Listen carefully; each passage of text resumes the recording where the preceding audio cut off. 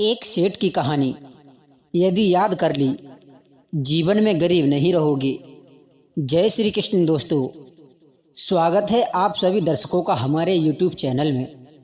दर्शकों, इस वीडियो में आज का विषय है कि इंसान गरीब क्यों रहता है, अमीर क्यों नहीं बन पाता और अमीर बनने के लिए क्या करना पड़ता है।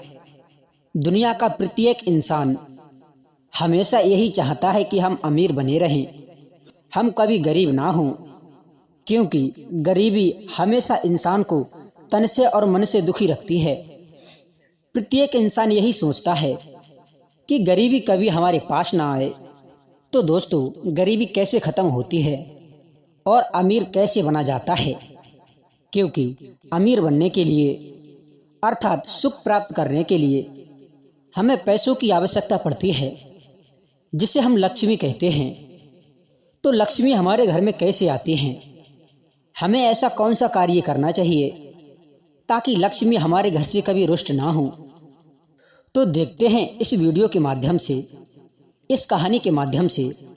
परंतु आपसे निवेदन है कि हमारी इस कहानी को पूरा जरूर सुनें और हमारी वीडियो के अंत तक बने रहें।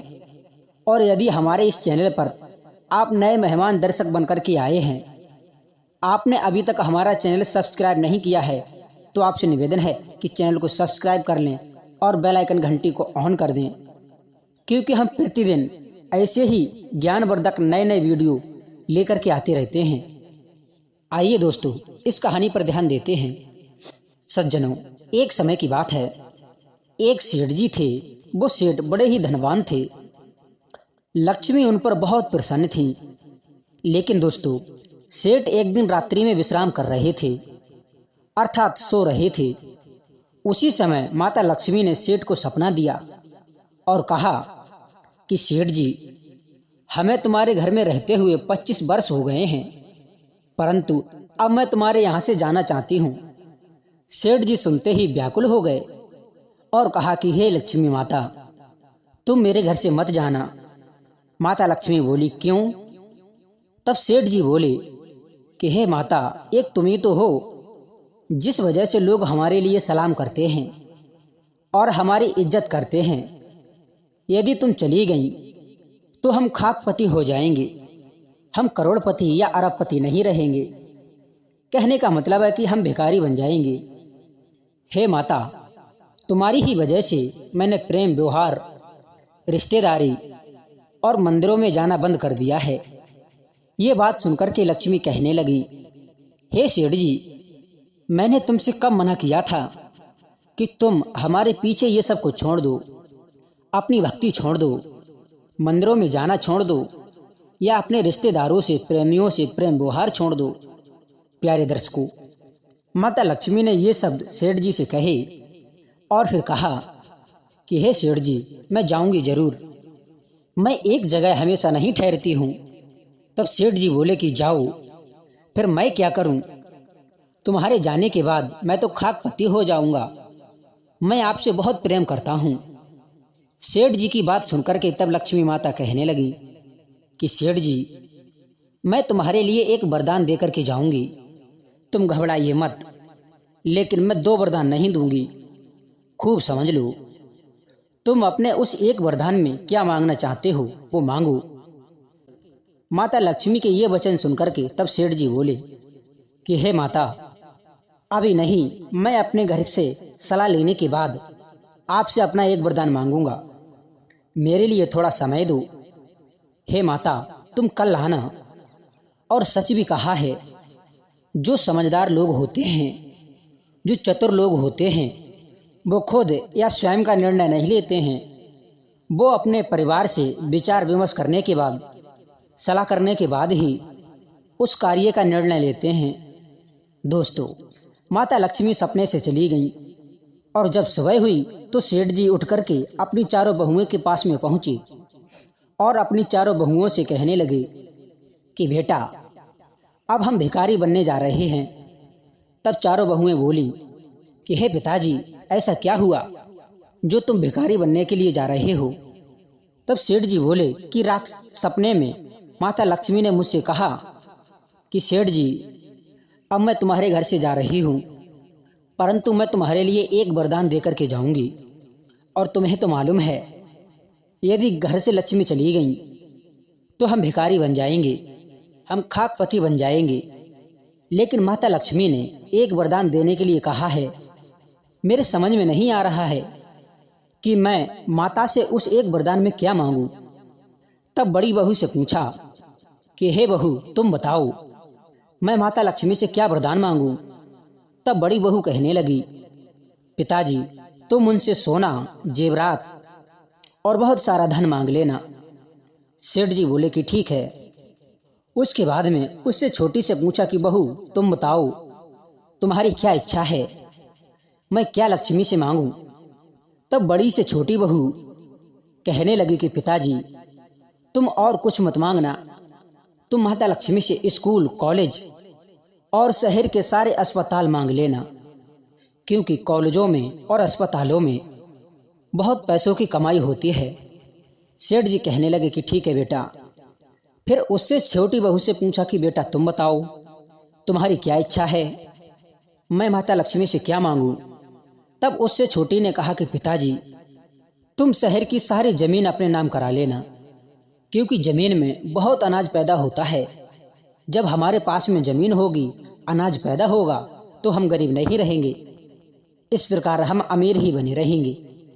सेठ जी बोले कि ठीक है बेटा।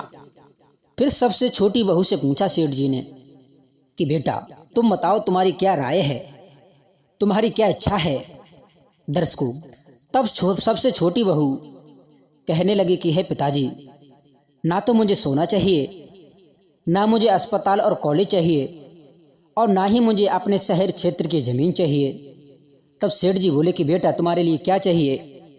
तब सबसे छोटी बहू ने कहा कि पिताजी लक्ष्मी से तुम सिर्फ यही मांगना, जब माता लक्ष्मी तुम्हारे सपने में आए और वरदान मांगने के लिए कहें, तब तुम यही मांगना, यदि हम गरीब हो जाएं तो हम बहू बेटों में हमेशा प्रेम बना रहे, तुम और कुछ मत मांगना। दोस्तों, चारों बहुओं की बातों को सुनकर के सेठ जी वहां से चले गए। और जब रात्रि हुई तो सेठ जी ने विश्राम किया। और जब विश्राम किया तो माता लक्ष्मी सपने में आ गईं और कहने लगी कि हे सेठ जी, मांगो, अपने परिवार से, अपने घर वालों से सलाह ले ली होगी तुमने, मांगो तुम अपने उस एक वरदान में क्या मांगना चाहते हो, लेकिन एक ही वरदान मांगना, दो मत मांगना, क्योंकि मैं तुम्हारे लिए एक ही वरदान देकर के जाऊंगी। तब सेठ जी कहने लगे कि हे माता, मैं एक ही वरदान मांगूंगा, दो नहीं मांगूंगा। तो माता लक्ष्मी बोली कि मांगो, क्या मांगना चाहते हो, क्योंकि अब मैं जाना चाहती हूँ। तब सेठ जी कहने लगे कि हे माता, यदि आप चली जाओ तो हमारे लिए एक वरदान ये देकर के जाओ, आपके जाने के बाद हम गरीब तो हो ही जाएंगे, ये बात निश्चित है, लेकिन जब हम गरीब हो जाएं तो हम और हमारे बेटों में और हमारी चारों बहुओं में, अर्थात मेरे पूरे परिवार में हमेशा प्रेम बना रहे और हमारे लिए कुछ नहीं चाहिए। सेठ जी की बात को सुनकर के माता लक्ष्मी कहने लगी, खूब समझ लो, ठीक से समझ लो, एक बार तुम दोबारा से सोच लो, कहीं ऐसा ना हो कि तुम अपनी इच्छा अनुसार वरदान मांगने से डगमगा जाओ। सेठ जी कहने लगे कि माता, मैंने ठीक से समझ लिया है, मैंने खूब सोच समझ करके ये फैसला लिया है। माता लक्ष्मी ने फिर मौका दिया, कहा कि मैं तुम्हारे लिए एक बार फिर मौका दे रही हूँ, फिर से समझ लो, फिर से तुम कोई दूसरा वरदान मांग लो। तब सेठ जी ने कहा कि माता, मेरे लिए कुछ नहीं चाहिए, मुझे केवल यही वरदान दो कि यदि हम गरीब हो जाएं तो हम में और मेरे चारों बेटों में और मेरी चारों बहुओं में, अर्थात पूरे परिवार में हमेशा प्रेम बना रहे। दर्शकों, सेठ जी के इन वचनों को सुनकर के माता लक्ष्मी बहुत प्रसन्न हुई और कहने लगी कि सेठ जी, अब तुम चिंता ना करो, आज के बाद मैं तुम्हारे घर से कभी नहीं जाऊंगी। सेठ जी कहने लगे कि माता, तुम तो कह रही थी कि मैं जाना चाहती हूँ, अब ऐसा क्या है, आप मेरे घर से क्यों नहीं जाएंगी। तब माता लक्ष्मी ने कहा कि हे सेठ जी, यही तो कारण है कि जहाँ प्रेम होता है जहाँ सहनशीलता होती है, जिस परिवार में एक दूसरे से प्रेम होता है, जहाँ पर लोग मिलजुल कर रहते हैं, जिस घर में कभी कलह नहीं होता, जहाँ लड़ाई झगड़ा नहीं होता, वहीं तो मैं हमेशा रहती हूँ। और जब तुम्हारे घर में प्रेम रहेगा तो मैं कैसे तुम्हारे घर को छोड़ करके जाऊंगी? मैं कदापि नहीं जा सकती। इसलिए तुम निश्चिंत हो जाओ, आज के बाद मैं तुम्हारे यहाँ से कभी नहीं जाऊंगी। दर्शकों, सेठ जी ने जब माता लक्ष्मी के ये वचन सुने तो खुशी से उनका चेहरा खिल उठा और बार बार माता को प्रणाम किया। तो दर्शकों, इस कहानी से हमारे लिए ये शिक्षा मिलती है कि जिस घर में यदि कलह रहती है, जिस घर में लड़ाई झगड़ा रहता है, तो उस घर को माता लक्ष्मी हमेशा के लिए छोड़ जाती हैं। और जहाँ से जिस घर से लक्ष्मी चली जाती हैं तो वो घर हमेशा के लिए गरीब ही हो जाता है। तो दर्शकों, इंसान के जीवन में इस तरीक़ा से गरीबी आती है। और दर्शकों, जहाँ पर प्रेम होता है, जिस घर में लड़ाई झगड़ा कलह नहीं होता, जिस घर में एकता होती है, वहीं पर लक्ष्मी का वास होता है और वही इंसान सुखी रहता है और उसी घर में हमेशा अमीरी ही रहती है। तो दर्शकों, इस तरीक़ा से इंसान पर गरीबी आती है और इस तरीक़ा से इंसान पर अमीरी आती है। तो दर्शकों, ये सेठ जी की कहानी आपको कैसी लगी? यदि ये कहानी आपको अच्छी लगी हो, पसंद आई हो, तो आपसे निवेदन है कि हमारी वीडियो को लाइक शेयर अवश्य करना और चैनल को सब्सक्राइब कर लेना और अपने कीमती राय हमारे लिए कमेंट बॉक्स के माध्यम से अवश्य देना, जिससे कि हम आपके कमेंटों के द्वारा आपके लिए एक नई ज्ञानवर्धक कहानी लेकर के आ सकें। और आपको कैसी कहानियाँ पसंद हैं वो भी हमारे लिए कमेंट बॉक्स के माध्यम से अवश्य बताना। मिलते हैं अगली वीडियो में, तब तक सभी श्रोताओं को राधे राधे।